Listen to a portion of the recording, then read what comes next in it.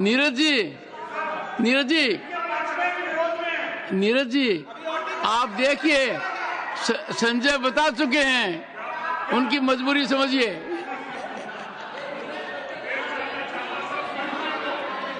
श्री जगत प्रकाश नड्डा।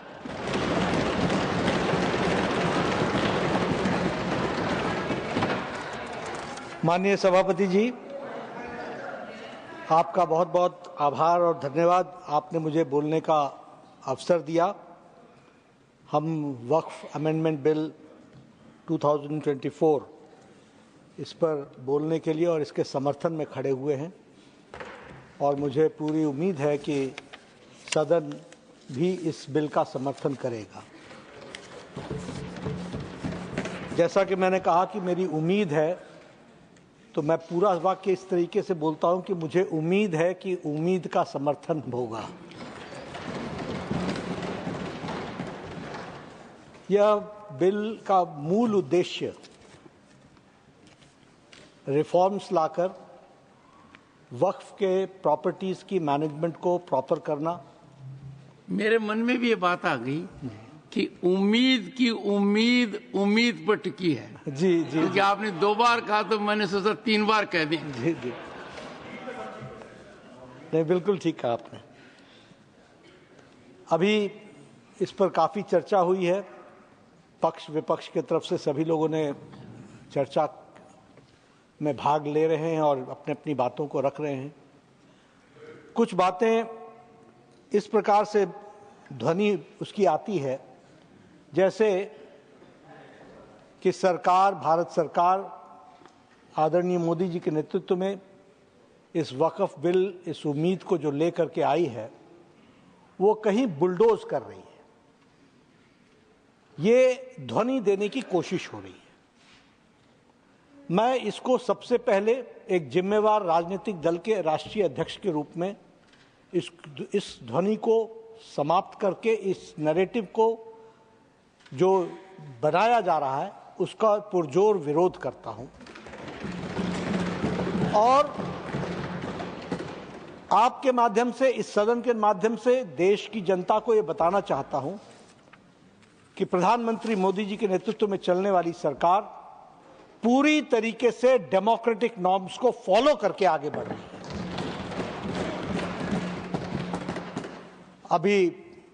अब मैं प्रोसेसेस की बात करूं, नासिर जी ने उसके बारे में चर्चा की है, मैं भी उस पर चर्चा करूंगा। लेकिन जॉइंट पार्लियामेंट्री कमेटी, आपने कहा, हमने जॉइंट पार्लियामेंट्री कमेटी बनाई 2013 में। इसी वक्फ बिल की बात को जब जॉइंट पार्लियामेंट्री कमेटी बनी थी तो उसमें सिर्फ 13 सदस्य थे और नरेंद्र मोदी जी की सरकार में जो जॉइंट पार्लियामेंट्री कमेटी बनी उसमें 31 सदस्य थे, 31, जस्ट 1 3 and 3 1। आप समझ सकते हैं कि डेमोक्रेटिक नॉर्म्स को फॉलो करने के और क्या पैमाने हो सकते हैं, क्या मापदंड हो सकता है। सिर्फ यही कि आपकी बात मान ले तभी हम डेमोक्रेटिक हैं। वाद विवाद तर्क पर होगा या कुतर्क पर होगा या जबरदस्ती होगा, हमें इस बात को समझने की आवश्यकता है। मैं यहां यह भी कहना चाहूंगा कि जॉइंट पार्लियामेंट्री कमेटी की 36 मीटिंग्स हुई। मैं जगदम्बिका पाल जी से बातचीत कर रहा था तो more than 200 hours have been spent on the joint parliamentary committee activities, directly and indirectly. अब ये 200 hours what processes were adopted? अभी हमारे नासिर साहब कह रहे थे कि क्लॉज बाय क्लॉज वोटिंग नहीं हुई या डिस्कशन नहीं हुआ। मैं ये कहता हूं डिस्कशन क्या होता है, आपने अपनी बात कही, मैंने अपनी बात कही, यही डिस्कशन होता है। This is called discussion. It is not necessary that I agree to everything which you say. तो इसलिए, और आपके जमाने में 2013 में ओनली 22 मीटिंग्स टुक प्लेस। हमारे रिजू साहब ने बताया कि जम्मू कश्मीर, इन्होंने तो बताया लद्दाख, लेह, जम्मू कश्मीर, वो उस समय तो जम्मू कश्मीर ही था, एक ही था, श्रीनगर जम्मू ले, वहां आप गए।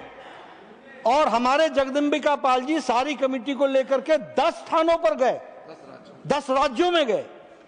और अगर मैं स्टेक होल्डर्स की बात करूं तो 284 स्टेक होल्डर्स के साथ पार्टिसिपेशन हुआ डिबेट में। और आपके जमाने में, यूपीए के जमाने में 18 स्टेक होल्डर्स के साथ बात हुई थी। नाउ जस्ट इमेजिन, कहां 284 और कहां 18,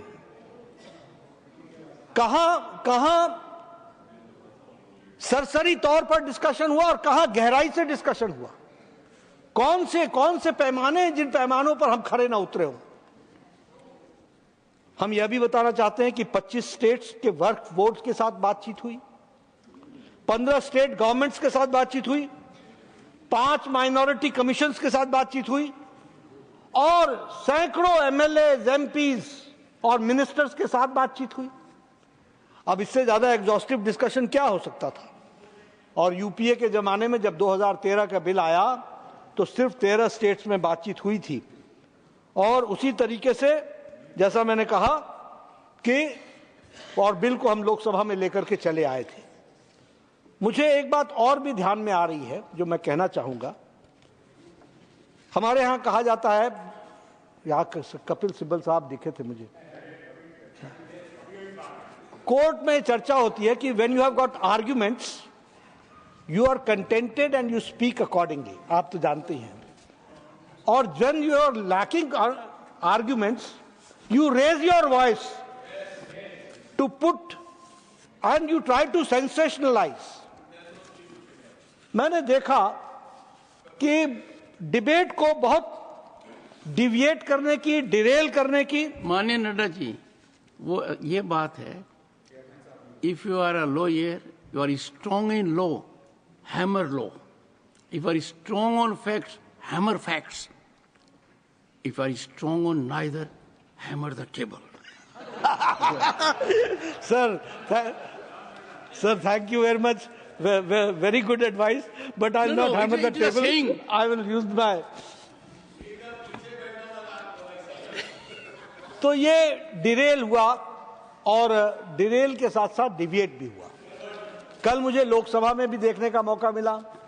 अब इस बिल में कहीं राम मंदिर आ रहा है, इस बिल में कहीं कुंभ मेला दिख रहा है, इस बिल में बिहार का इलेक्शन दिख रहा है, इसमें एयर इंडिया बिक गया, केरला का सिनेमा दिख रहा है। ये चीजें, ये डिविएट, डिरेल, सेंसेशनलाइज। मैंने सुरेश गोपी जी को भी कहा बैठ जाओ बैठ जाओ बैठ जाओ। John Brittas was very smart. Sir, what he did, he spoke his whole speech in English. But when he wanted to speak something which was unwanted, he chose Malayalam. And it was, yes.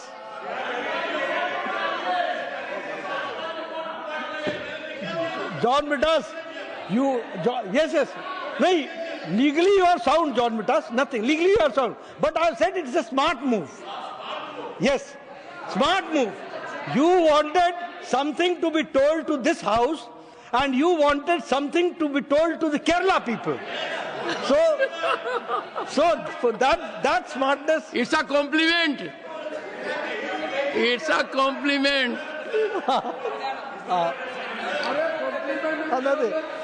And whatever he spoke in Malayalam, had nothing to do with the bill.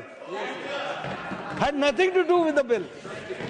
So anyway, मैं इसलिए चर्चा कर रहा हूं कि deviate होना, Daryl होना, deviate करना, ये सब चीजें चलती रहती हैं। दूसरी बात मैं कहना चाहता हूं कि हम यहां डिस्कशन का हमारा ऑब्जेक्टिव क्या है। क्या ऑब्जेक्टिव पार्टी का इंटरेस्ट है या ऑब्जेक्टिव नेशन का इंटरेस्ट है? हमको दोनों के बीच में तय करना है। मैं अपनी सरकार के बारे में मोदी जी के नेतृत्व में ये डंके की चोट पर कह सकता हूं कि यह बिल नेशन के इंटरेस्ट में है और उसके लिए हम लेकर के आए। ये किसी पार्टी के इंटरेस्ट में नहीं है,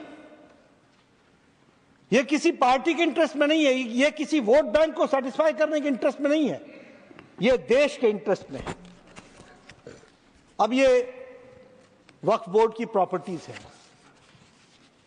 रिजू साहब ने बताया कि रेलवेज, डिफेंस, इनके बाद ये आती है। वैसे तो ये अब सबसे बड़ी प्रॉपर्टी इसलिए है क्योंकि डिफेंस और रेल तो भारत सरकार की प्रॉपर्टी है, ही है, देश की प्रॉपर्टी है। लेकिन क्या इसका प्रॉपर मैनेजमेंट नहीं होना चाहिए? क्या इसमें कोई ये कोई कुतर्क है क्या? और इसीलिए checks and balances, prevent misuse, property and powers जो इसमें से डिराइव होती हैं, जो 2000 अमेंडमेंट में असीम हो गई, क्या उसमें चेक्स एंड बैलेंसेस नहीं होनी चाहिए? आप बताइए, वो अकाउंटेबल नहीं होने चाहिए क्या? क्या वो जवाबदेह नहीं होने चाहिए क्या? क्या वो भारत की जनता और मुस्लिम बहनों भाइयों के लिए जवाबदेह होने चाहिए कि नहीं होने चाहिए? यह बिल सिर्फ उसको अकाउंटेबल बनाने का प्रयास कर रहा है, इस बात को हमको समझना पड़ेगा। दूसरी बात, आप तय कर लीजिए, मुझे उसमें कुछ कहना नहीं है, क्योंकि मैं इस फोरम पर जहां बिल की बातचीत चलती है वहां मैं कोई राजनीति लाऊं, इसकी आवश्यकता नहीं है। लेकिन फिर भी मेरे मन में है, इसलिए मैं कहना चाहता हूं।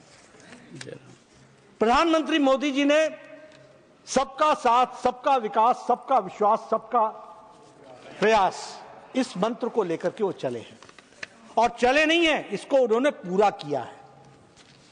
राधा मोहन जी ने बताया, प्रधानमंत्री गरीब कल्याण अन्न योजना से लेकर के, आवास योजना से लेकर के, शौचालय से लेकर के, कभी नहीं देखा कि ये फॉरवर्ड को मिला, बैकवर्ड को मिला, मुस्लिम को मिला, क्रिश्चियन को मिला, किसको मिला? जरूरतमंद को मिला है और देश की जनता को मिला है, इसकी चिंता की। अब इससे ज्यादा मेन स्ट्रीमिंग क्या हो सकती है? और इसीलिए जब मैं इसकी बात कहता हूं तो मैं ये भी कहना चाहता हूं कि हमें वोट बैंक पॉलिटिक्स के इंटरेस्ट से बाहर निकल करके नेशनल इंटरेस्ट में इन बातों को समझने की आवश्यकता है। अभी मैं यहां यह भी कहना चाहूंगा कि आप तय करें, मुझे उसमें कहने की बात नहीं, हम मेन स्ट्रीमिंग की बात कर रहे हैं।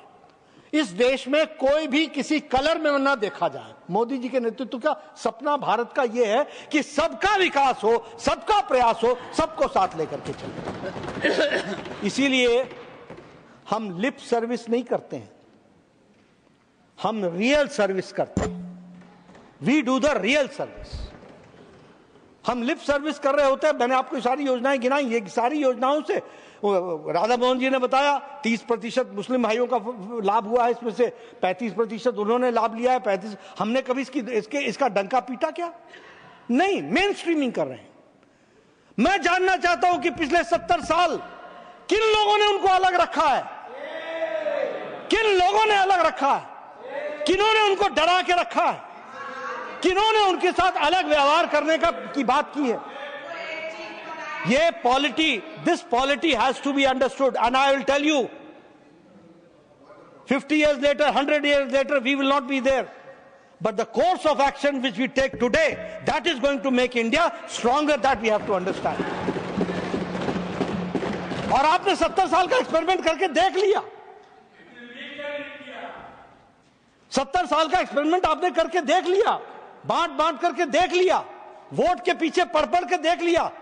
2013 का अमेंडमेंट ला करके भी 2014 में वहां बैठने के लिए मजबूर हो गए। इससे काम नहीं चलने वाला। और मैं इसमें आपको बताना चाहता हूं, जब मैं कहता हूं कि लिप सर्विस नहीं रियल सर्विस की है, तो मैं ये कहना चाहूंगा कि ट्रिपल तलाक तो सुप्रीम कोर्ट ने बहुत पहले कह दिया था कि लगाना चाहिए।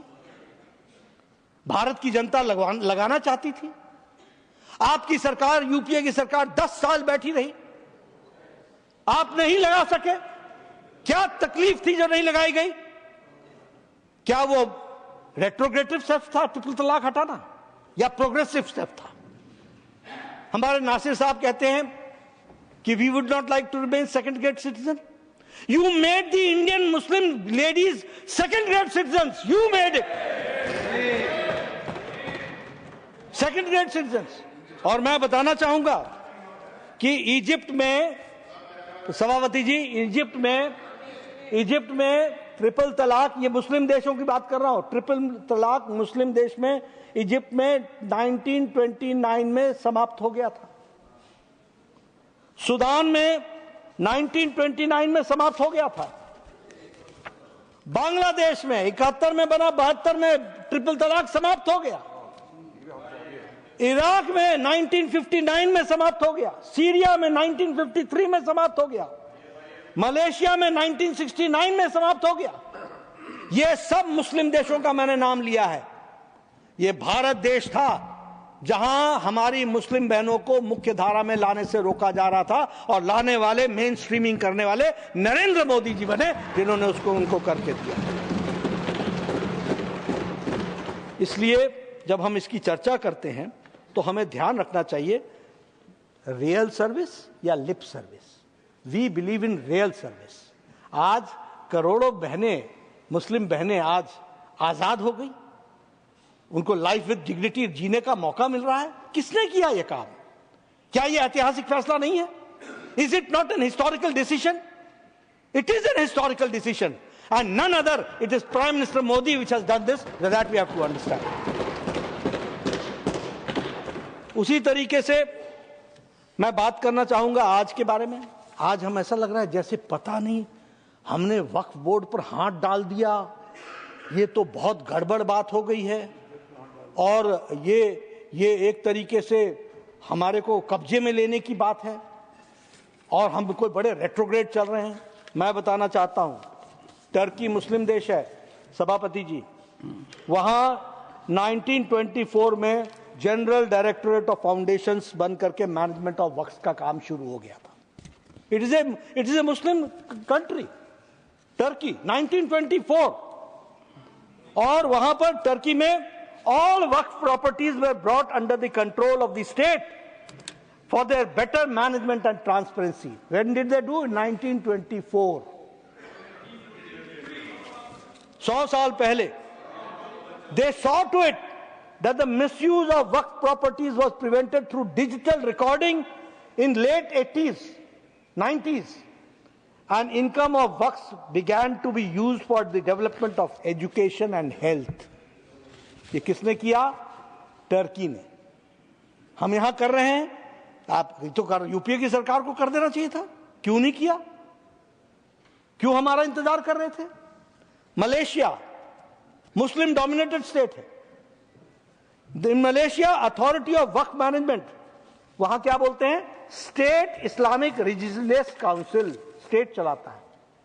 और Malaysia began using modern technologies, financial models to improve the waqf management, उन्होंने भी शुरू कर दिया।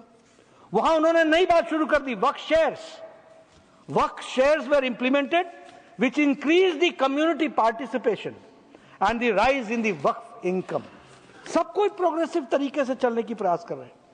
Transparency and accountability was ensured, and digital database of waqf properties through geo mapping, यानी ये भी मलेशिया में भी जियो मैपिंग और डिजिटलाइजेशन से प्रॉपर्टी को उसको देखा जा रहा था। Saudi Arabia, reforms were made in Saudi Arabia in 2016 and the management of the waqf, और वहां पर सऊदी वक्फ अथॉरिटी बनाई गई which was established, and new policies were implemented to make the Waqf properties more economically beneficial. Economically कैसे beneficial हो सकते हैं, और the waqf income was used to empower the religious and educational and social services. ये मुस्लिम देश जब वक्फ को सरकार कब्जे में लेकर के जब उसका मैनेजमेंट कर रही है तो कोई तकलीफ नहीं हो रही है। यहां तो हम भी नहीं कर रहे हैं, यहां तो वक्फ बोर्ड और वक्फ ट्रिब्यूनल और वक्फ काउंसिल ही चलाएगा। हम तो सिर्फ उनको नियम के अनुसार लाने का प्रयास कर रहे हैं ताकि वो अकाउंटेबल हो सके, उस तरीके का हम प्रयास करें।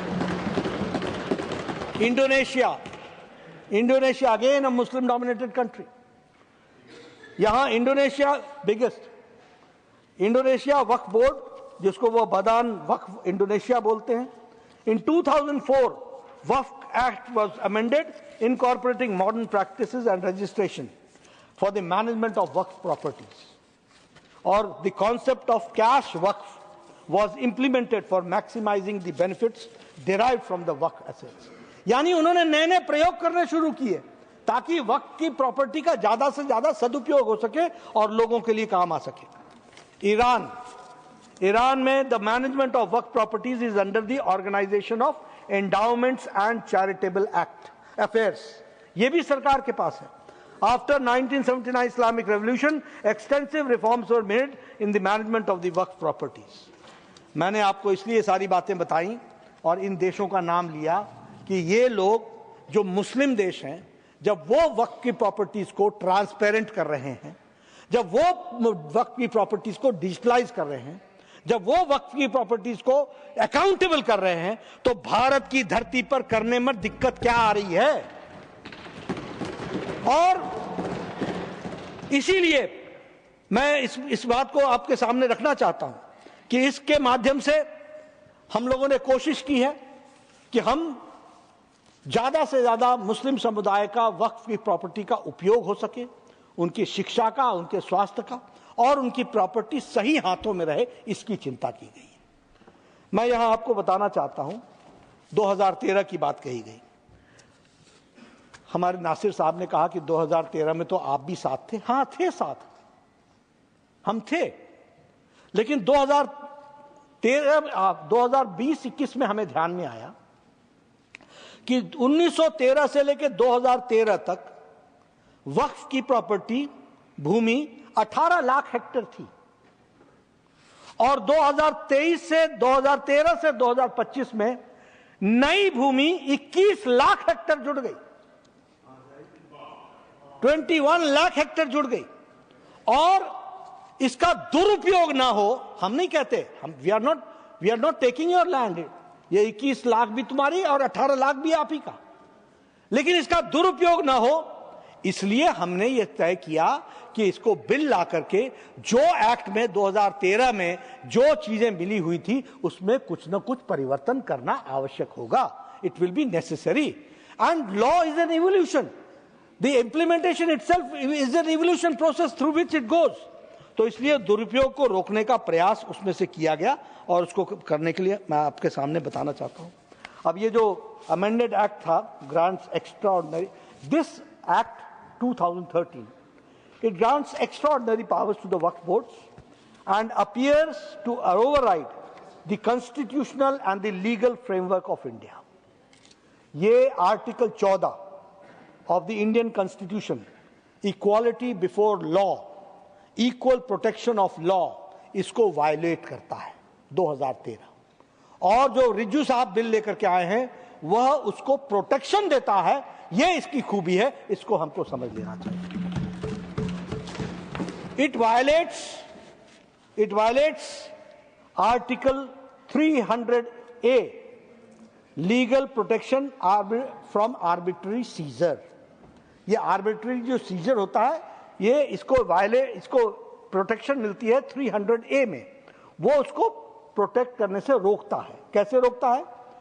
वक्फ बोर्ड का सेक्शन 40, वक्फ बोर्ड का section 40, the board may itself collect information regarding any property which it has a reason to believe that it is a waqf property।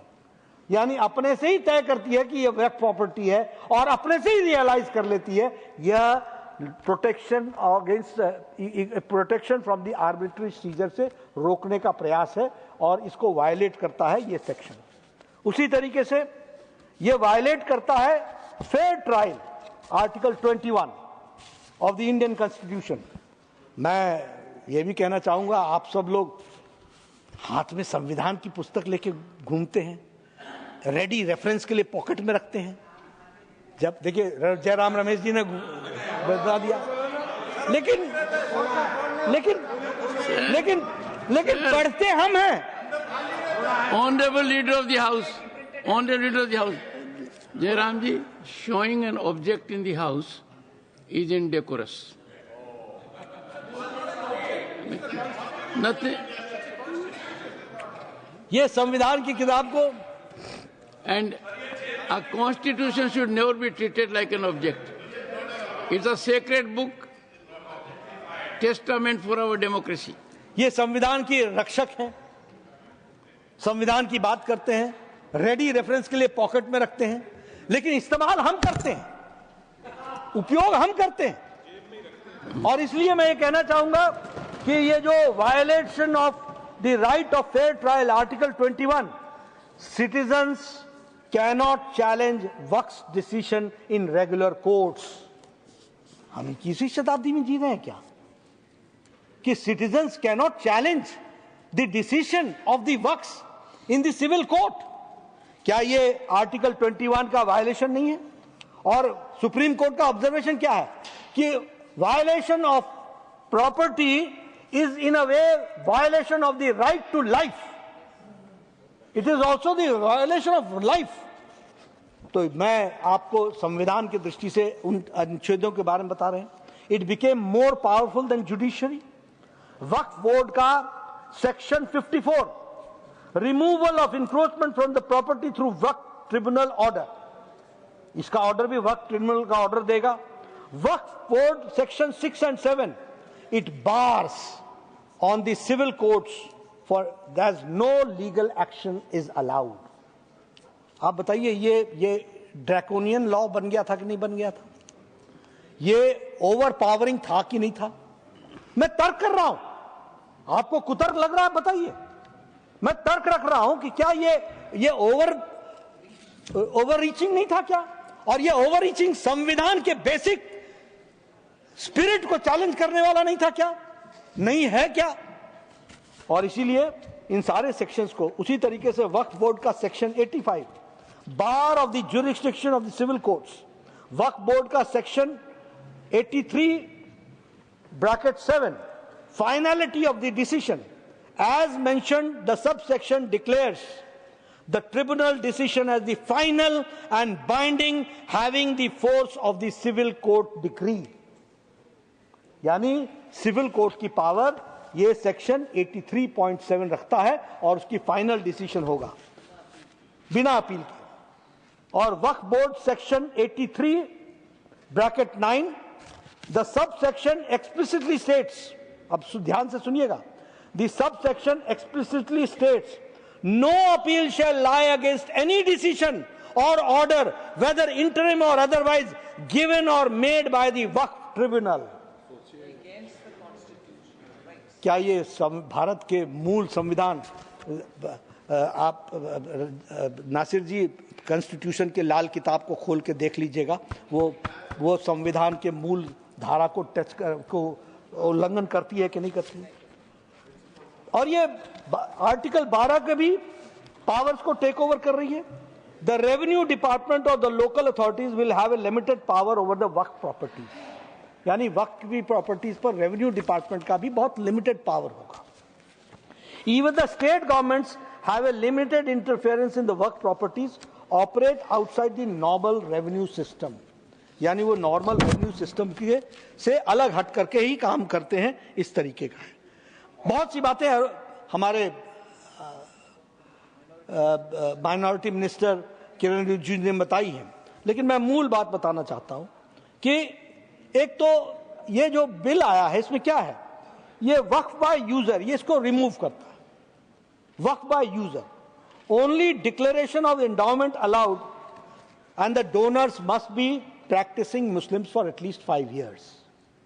अब मैं कहना नहीं चाहता ये क्यों, इसके पीछे कोई मैं धार्मिक विषयों को छेड़ना नहीं चाहता, अनकंफर्टेबल बात नहीं कहना चाहता, लेकिन मैं इतना जरूर कहना चाहता हूं कि हां, जो देने वाला है वो जेन्युइन तो होना चाहिए ना, और उसकी जेन्युइननेस को देखने के लिए एक पैमाना ये है कि वो प्रैक्टिसिंग इस्लाम होना चाहिए। हमने सीसीटीवी का कैमरा तो लगाया नहीं है, वो बोलेगा कि हम इस्लाम मानते हैं, नमाज पढ़ते हैं, बहुत अच्छी बात है, वहां के मुल्ला बोलेंगे तो हो जाएगा। लेकिन फीमेल का इनहेरिटेंस को रोकना यह एक बहुत बड़ा रेट्रोग्रेटिव स्टेप था, उसको ताकत देना यह इस बिल का काम है, इसको हमको ध्यान में रखना चाहिए। मैं ये भी बताना चाहूंगा कि earlier anyone without any proper documents called on the property as the work property, work board made the claim on it, work board उस पर क्लेम कर देता था। government properties identified as Waqf ceased to be, हाँ मैं सब authenticate करूंगा। आपको मौका मिलेगा। One second. 10 सेकेंड। ये बार बार जो कहा जा रहा है कि वक्फ बोर्ड बिना डॉक्यूमेंट्स क्लेम कर देती है, हिंदुस्तान में कितने ऐसे प्रॉपर्टीज और कौन से वक्फ बोर्ड क्लेम है, प्लीज ऑथेंटिकेट कीजिए। Leader of the house, leader of the house, ये जेपीसी को जिसके ये भी सदस्य थे, जो 285 स्टेक होल्डर्स मिले हैं और जिन्होंने जो डॉक्यूमेंट्स दिए हैं वही रख दें यहाँ पर, तो वो ऑथेंटिकेट हो जाता है। We will authenticate. 2000-year-old temple they are claiming is an Waqf board property. How it is possible? Huh? Nasir हो गया अब।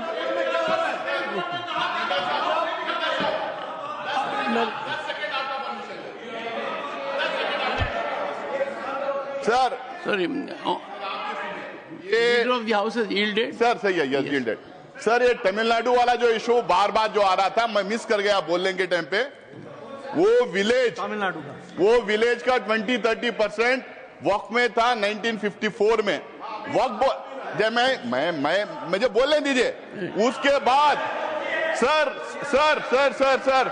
2000 के बाद में 2000 के बाद में जब तमिलनाडु में डिजिटलाइजेशन ऑफ रेवेन्यू रिकॉर्ड्स हो रहा था, तो उस टाइम पे रेवेन्यू ऑफिशियल ने उसे गलत तरीके से एंट्री किया। वक्फ बोर्ड और ट्रिब्यूनल ने ऑन रिकॉर्ड कहा है कि वो वक्फ प्रॉपर्टी नहीं है, ऑन रिकॉर्ड कहा है। में चीफ सेक्रेटरी, रेवेन्यू सेक्रेटरी और डीसी आके बोला है कि वक्फ बोर्ड कभी क्लेम नहीं किया करके, ये झूठ फैला रहे। Leader of the house sir, leader of the house, leader of the house, honourable finance minister. Sir, thank you very much, sir. I'm not trying to come in with additional facts, but all that has been said before the JPC. But I do honestly request Honorable Member Syed Nasir Hussain that he certainly speak for all that he wants to say. But to sweep away serious matters of concern, this particular village has, let me finish. Let me finish. No, Nasir, no, please. All of us are listening to you. We want a debate which is going to... Please. Thank you. Thank you very much. Thank you very much.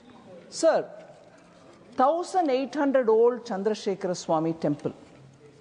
SCs and OBCs are predominantly the people who live in that village. 480 square acres are now being, 480 acres are disputed because of this. And how did the problem come out?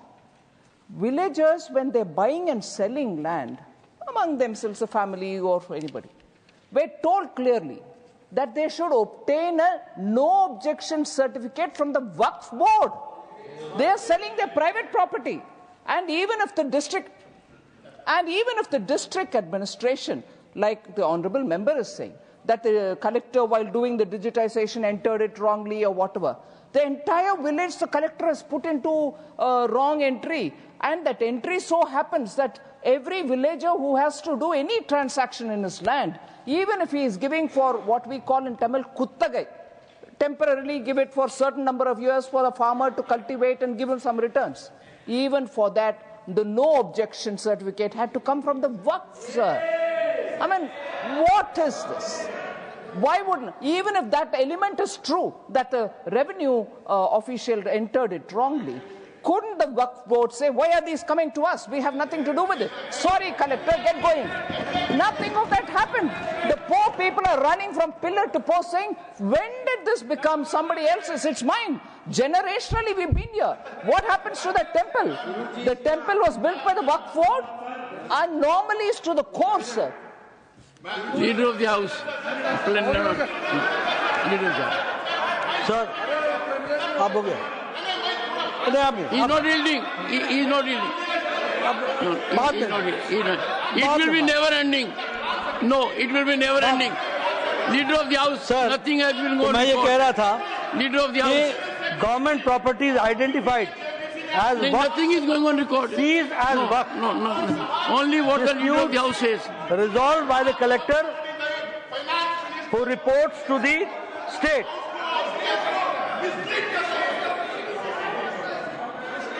Government properties identified as waqf, ceased to be waqf, disputes resolved by the collector who reports to the state. अब ये जो bill है वो collector को ये ताकत देता है कि वह निर्णय करे कि यह प्रॉपर्टी किसकी है, इसका ओनर कौन है, और तब उसके तरीके से उसका उपयोग किया जा सकता है। और ये जो बिल है वो प्रॉपर्टी को असर्टेन करने का जो वक्फ की ताकत थी उससे रोकता है, और यह पावर कलेक्टर को देता है कि वो तय करे कि whether this property can be added into the उसमें रेवेन्यू रिकॉर्ड्स में ये प्रॉपर्टी वक्फ को दी जा सकती है कि नहीं दी जा सकती, इसका टाइटल वो तय कर सकता है। एक बात किरण रिजिजू जी ने क्लियर कर दी है, मैं खाली उसको रीइटरेट करना चाहता हूं कि ये जो हमारे मॉन्यूमेंट्स हैं और जो एएसआई के जो अधीन आता है वो, और जो हमारी ट्राइबल लैंड शेड्यूल 5 और 6 की, these land can not be brought into the Waqf property, इस बात को हम लोगों ने सुनिश्चित किया। और ये मुझे नहीं लगता कि किसी को इसके लिए एतराज होना चाहिए। ट्राइबल्स को संभालना, ट्राइबल्स की सैंटिटी को बनाए रखना, उनके अस्तित्व को बनाए रखना, ये हम करने का प्रयास कर रहे हैं। तो बिल का मूल मंत्र है कि ट्रांसपेरेंसी आए, अकाउंटेबिलिटी आए, और उसके साथ साथ स्ट्रिक्ट रेगुलेशंस के तहत इसको इंश्योर किया जा सके। अब वक्फ बोर्ड के पावर्स का मिसयूज कैसे हुआ? सितंबर 2024 में 25 राज्यों और केंद्र शासित प्रदेशों में वक्फ बोर्डों के आंकड़ा से पता चलता है कि 5,970 सरकारी संपत्तियों को वक्फ घोषित कर दिया गया। गवर्नमेंट प्रॉपर्टी वक्फ ने कर दिया घोषित। उसी तरीके से सितंबर 2024 को मिनिस्ट्री ऑफ अर्बन डेवलपमेंट ने उनके मंत्रालय में 108 संपत्तियां भूमि और विकास कार्यालय के नियंत्रण में है, और 130 संपत्तियां दिल्ली विकास प्राधिकरण के नियंत्रण में है, और सार्वजनिक डोमेन में 123 संपत्तियां वक्फ संपत्ति घोषित की गई हैं। 123। उसी तरीके से कर्नाटक में 1975 से 2020 40 वक्फ संपत्तियों को अधिसूचित किया गया, जिनमें कृषि भूमि, सार्वजनिक स्थान, सरकारी भूमि, झीलें, मंदिर शामिल हैं। चालुक्य समय के मंदिर है सर, चालुक्य समय। अच्छा, इसमें अपना पराया नहीं है, इसमें अपने पराये की बात नहीं है, बात लॉ ऑफ द लैंड की है। आखिर कानून चलता कौन है, कैसे है, कौन चलाता है, कैसे चलता है, कैसे 40 प्रॉपर्टियां वो सरकारी संपत्ति वक्फ की हो जाती है, कैसे झील तक वक्फ की हो जाती है। ये मैं किसी पर एस्पर्शन नहीं कर रहा हूं, लेकिन मैं ये कह रहा हूं कि गलत चल रहा था, उसको हम ठीक करने का प्रयास कर रहे हैं, और उसमें कांग्रेस पार्टी को भी साथ देना चाहिए। अभी मैंने पहले कहा, in 2006 there were 4.9 lakh waqf properties which increase to 8.7 lakh properties. ठीक है, आप 4 लाख से 8 लाख आपकी प्रॉपर्टी हो गई। However, the total income, which was 163 crores in 2013, that only increased after 2013 to 166 crore. 3 crore का ही मुनाफा हुआ, यानी 4.9 लाख वक्फ प्रॉपर्टीज जो 8.7 लाख प्रॉपर्टी हो गई, उसकी कमाई 166 से 163 से 166 हुई। और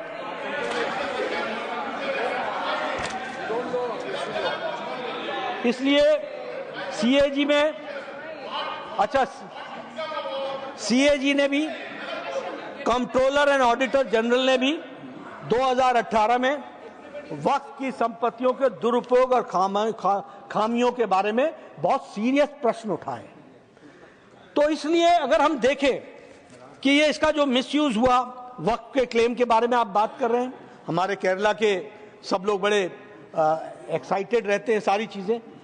हमें एक बात नहीं समझ में आ रही कि वहां का क्रिश्चियन और वहां का चर्च इतने क्रिश्चियन नेताओं को छोड़ करके दिल्ली हमारे पास क्यों आ रहा है? Why is he coming to us? और सारे चर्च के लोग आकर के वक्फ बोर्ड के बारे में सिवियरिटी बता रहे हैं, people of Kerala specially the Christians. उसी तरीके से केरला स्टेट वक्फ बोर्ड ने लॉन्ग स्टेट किया 404 acres of land of Ernakulam district, Munambam coast,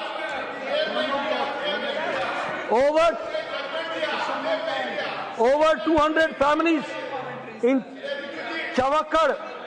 Waqf board state the claim of their land. Dr. Nasir Hussain, please, no, nothing wrong, no.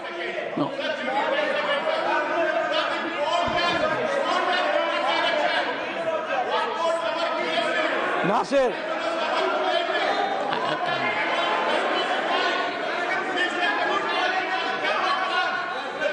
Only what the leader of the house says will go on record. Nothing else. Leader of the house. Sir. Honorable Finance Minister. Sir, leader of the opposition in the morning very clearly said, when somebody is speaking, let's all listen. Of course, you're going to give each one of us. Of course, I'm taking. Yeah. And you are there to give us each one. There, my God. Sir, and you're here to give each one of us the time to rebut. You're here to give us the time. But running commentary, sir, and they're blessed with God's given vocal gods, which doesn't require a mic. I need a mic. They don't seem to need a mic. Again. But when the leader of the opposition speaks, all of us will have to listen. Leader of the house is speaking, no running commentary. Honorable members, please remember, this is Rajya Sabha day also. Leader of the house, nothing else will go record except what Mr. J.P. Nadda says, please. Sir, one astonishing feature has come.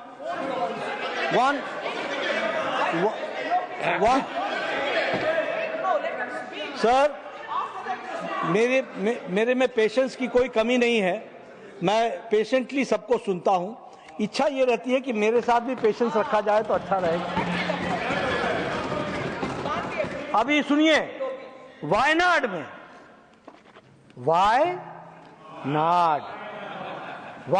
में 4.7 acres तालापूजा Wayanad में यहां पर claim कर दिया। अब वहां से कोई आवाज ही नहीं उठती है। वो लोग चल करके हमारे पास आ जाएं तो हमको ये पूछना तो पड़ेगा ना कि भाई आप अपने एमपी से मिल करके आए हो क्या? उनको बताया क्या? जब नहीं बताया, भरोसा नहीं है तो मैं क्या करूं? हम तो यही कहेंगे कि सुबुद्धि आए और सुबुद्धि के साथ साथ हम इन बातों को समझ सकें और इसको हम ध्यान में रख करके चले तो अच्छा रहेगा। सभापति जी, मैंने कोशिश की है कि मैं सब्जेक्ट पर रहूं और मैंने सारे क्लॉजेस कोट किए हैं और सारे सब सेक्शंस कोट किए हैं, जो सारे सब सेक्शंस इस बात को बताते हैं कि किस तरीके से यह कानून गलत दिशा में गया था। 2013 से 2025 के बीच में मुस्लिम भाइयों का बहुत नुकसान हुआ है और जमीन माफियाओं ने बहुत इसमें से मलाई खाई है और जमीन माफिया ने बहुत मलाई खाई है। मुझे लगता है कि कांग्रेस पार्टी इन मलाईखोरों से दूर रहें। हालांकि रहना मुश्किल है आदतन, लेकिन मलाईखोरों से दूर रहें और गरीब मुस्लिम का, उसकी शिक्षा का, उसके स्वास्थ्य की चिंता करेंगे तो बहुत अच्छा रहेगा, ये मैं कहना चाहता हूं। अंत में एक बात और मैं सभापति जी कहना चाहता हूं। एक नई चीज मैंने देखी है, लोग यहां अपना भाषण देते हैं, फिर अपना झोला उठाते हैं और चल देते हैं। अब हम किसको जवाब दें? अभी हमारे यहाँ पर नहीं। एक सज्जन, चूंकि मैं यहाँ से देखता हूँ तो मुझे कुछ ज्यादा दिखता है, 180 डिग्री। भाषण देने के लिए ही आते हैं और चले जाते हैं। मैंने honourable members on several occasions I have indicated to the House, particularly, and I have no hesitation, because I believe in the wisdom, sagacity and patience of very distinguished members of the fraternity to which I belonged. Parliamentary work is not casual. Parliamentary work is responsible. On Monday and Friday, we have no precedents. And the best you learn is by sitting in the House, listening to others. It is very painful. You come, make your speech, and more often than not, give a bite outside. I am enriched by the experience of several members, not from what they say in the House, but by what they say on television debates or in articles of newspapers.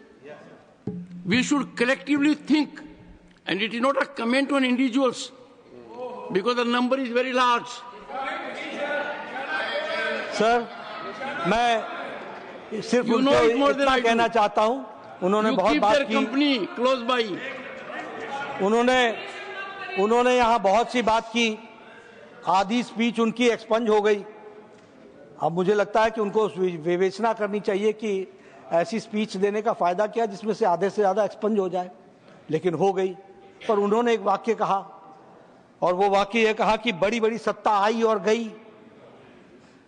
भूल गए कि उनके ही नेता कुछ महीने पहले ये कह रहे थे कि मोदी जी आपको यहां सरकार लाने के लिए तो अगला जन्म लेना पड़ेगा। वो भूल गए कि इसी चुनाव में साफ कर दिया दिल्ली की जनता ने, धूल चटा दिया है। हाँ, और कांग्रेस ने सेलिब्रेट किया। अब मैं इतना कहना चाहता हूं कि बुरा जो देखन मैं चला, बुरा ना मिलिया कोई, जो दिल खोजो आप ना, मुझसे बुरा ना कोई। चले थे दुनिया में ढूंढने, अपने आप को तो जरा ढूंढ लेते कि अपनी क्या गतिविधि है और किस तरीके से आप काम करते रहे हो और किस तरीके से दिल्ली की जनता ने आपको सबक सिखा दिया है।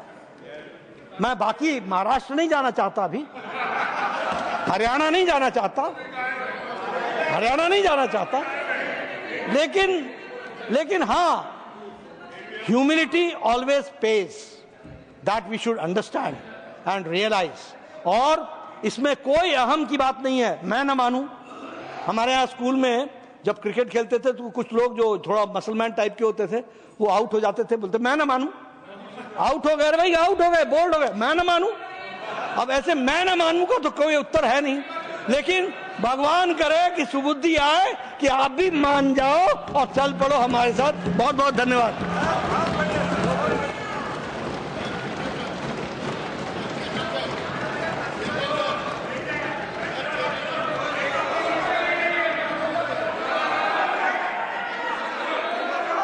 Former Prime Minister, Honorable S.D. Devgowda ji.